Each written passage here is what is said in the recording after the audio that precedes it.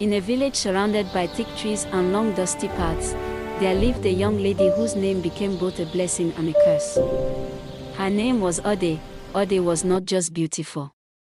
She was the most beautiful girl anyone had ever seen in that village. Her beauty did not shout, yet it could not be ignored. Wherever she went, eyes followed her. Wherever she stood, attention gathered around her without effort. It was the kind of beauty that did not need ornaments to shine, and because of that, it stirred feelings people did not know how to control. From the time Ode became a young woman, all the gentlemen in the village showed interest in her. Young farmers, hunters, traders, and even wealthy men passing through the village asked about her. They admired her openly and spoke her name with excitement. But the troubling thing was not that men admired Ode. It was that they admired only her. Other young women noticed that men no longer came to their homes to ask questions. Mothers noticed that wealthy men stopped asking about their daughters. Families began to whisper among themselves, wondering why all good fortune seemed to rest on one girl alone. Slowly, admiration turned into resentment. Resentment turned into hatred. Women who once smiled at Ode now spoke ill of her behind her back. Some claimed she was proud. Others said she had used charms.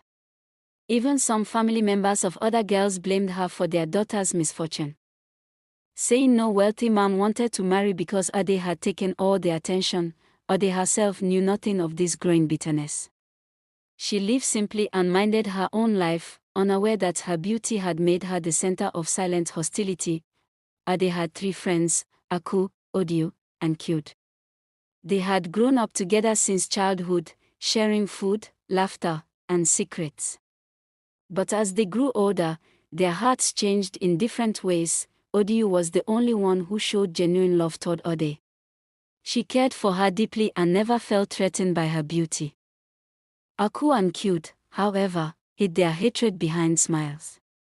In Ode's presence, they laughed and joked with her, but once she turned her back, their words changed. Every morning, Ode woke up early and stood before her mirror.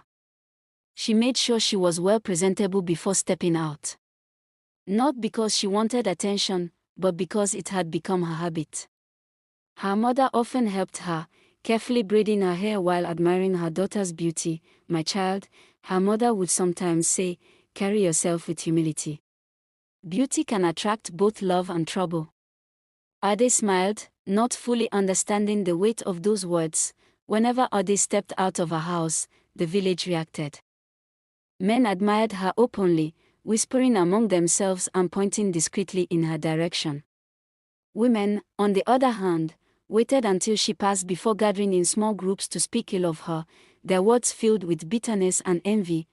One evening, while Ode was away, Aku and Kyud met secretly.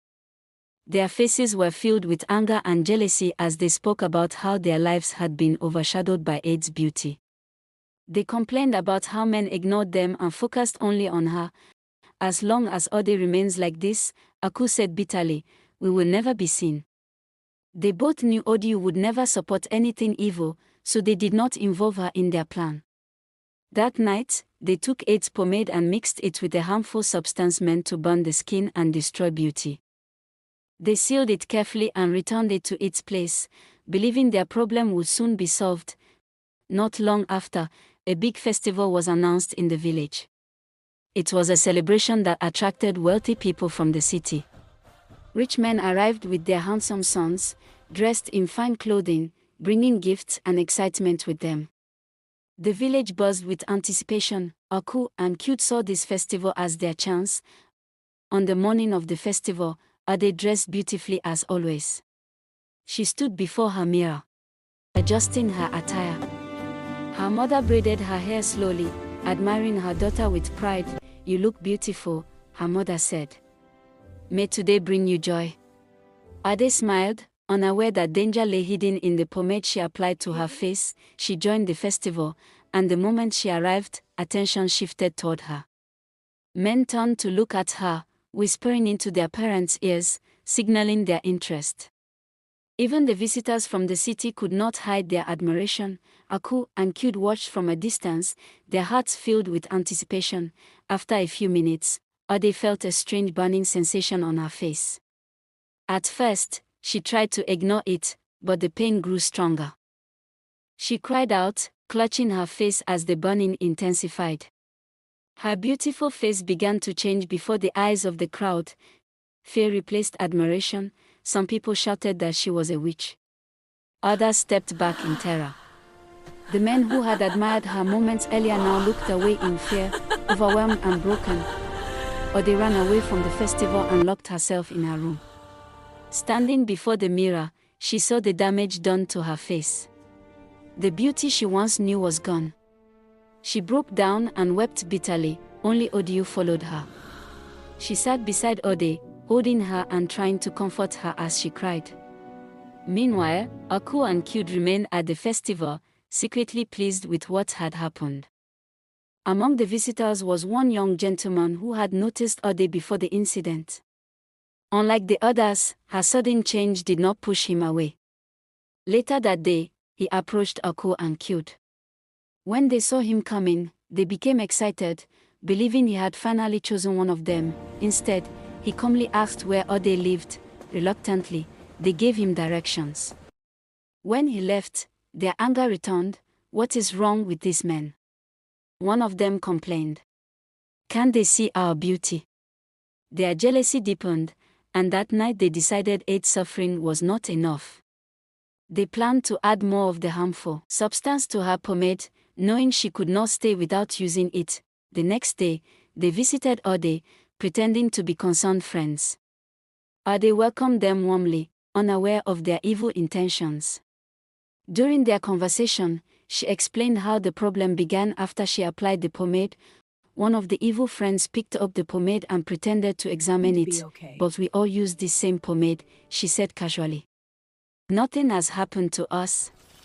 As the conversation continued, she noticed no one was watching and quietly poured more of the harmful substance into the pomade.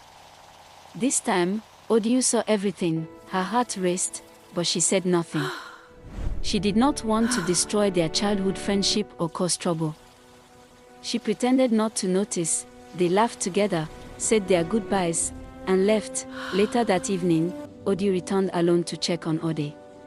She carried her own pomade wrapped in cloth. After spending time with her, she quietly placed her pomade down and took Ade's pomade without her noticing. Odiu now knew the truth. She knew who had ruined Ade's face, but what she would do with that truth remained uncertain.